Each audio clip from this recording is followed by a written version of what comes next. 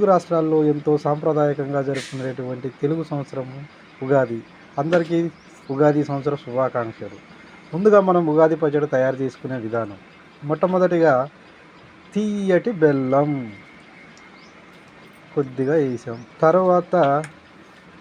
తర్వాత పుల్లటి చింతకాయ నోట్లో పెట్టగానే పుల్లటి చింతకాయ.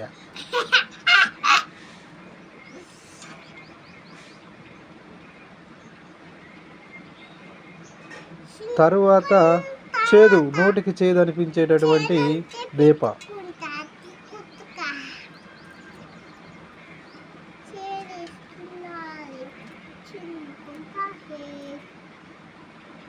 పుల్లటి మామిడికాయ.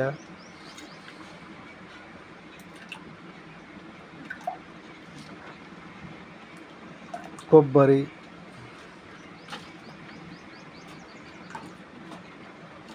నోటిలో మట్ట పుట్టించే కారం.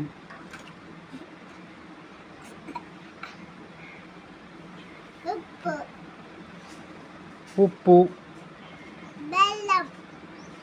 మన బెల్లం వేసాం ఆల్రెడీ. ఇంకా అంతేనా? ఈ విధంగా షడ్రుచులతో ఉగాది పచ్చడి తయారీ చేసినటువంటి అపర్ణ.